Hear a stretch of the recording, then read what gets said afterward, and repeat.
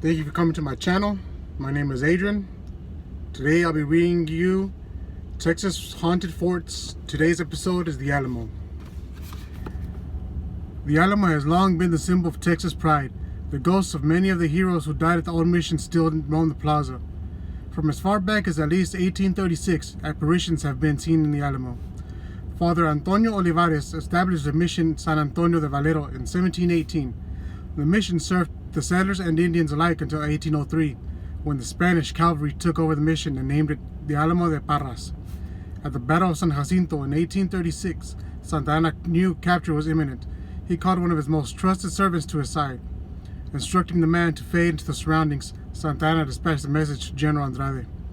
General Andrade had been sent to replace Santa Anna to clean up after the Battle of the Alamo and to make sure no other uprisings from Texans would occur.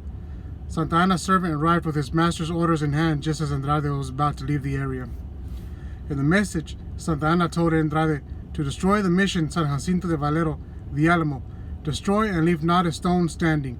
Organizing his troops for their march to the Rio Grande, Andrade commanded Colonel Sanchez and his men to carry out Santa Anna's demands.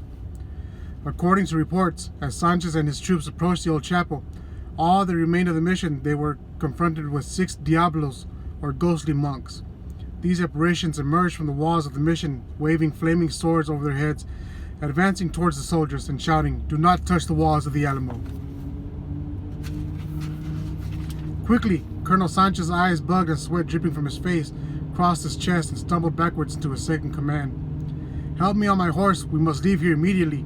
The frightened colonel and his men spurred their animals and rushed back to the camp, reporting the events to General Andrade and stuttering broken sentences. Upset with his cowardly Colonel Sanchez, General Andrade took several men and a cannon with him to the old mission. He centered his horse up to the chapel and shouted orders from the troops to aim the cannon to the front of the chapel. He was about to give the order to fire when the ghostly monks approached with their fiery swords. The apparitions shouted their warnings. Their moaning voices were enough to startle the general's horse, causing it to rear and unseat him. General Andrade caught the reins of his horse and turned to his men who were already in retreat. Looking back at the chapel, then to the long barracks, he watched wide-eyed as smoke and flames erupted from the barracks into the ground. The smoke took form into a large image of a man standing heads above him. The massive form held balls of fire in both hands and, like an avenging angel, cast them at the general. Andrade fled the mission with his men. No one has ever harmed the mission again. Folks believe that the ghosts of the soldiers killed at the Alamo manifested into the large spirit to protect the resting place. When I visited the Alamo as a teenager with a friend of mine, being typically teenagers, we looked for strange and unusual everywhere we went. Sherry's parents bought us tour tickets and we toured the various missions in the area, including the Alamo. Walking along behind the crowd from the bus, we got left outside. Sherry glanced up toward the top of the chapel and drew in a quick breath, pointing toward the upper windows. She grabbed my arm and hoarsely whispered, "Look up there, tell me what you see. Is it a fire? It looks like smoke to me." I figured she was pulling one of the dramatic tricks on me, and I slowly gazed upward and asked, "What is it, the building on fire or something?" Shaking my head, unable to tear my gaze away from the image in the window, I whispered back to her, "There's no smoke or fire, Sherry. There's a little boy standing on that window frame. He says he looks for his family." "What, are you nuts?" "No, look, see, he's reaching out to us. He needs help. He's looking for his parents."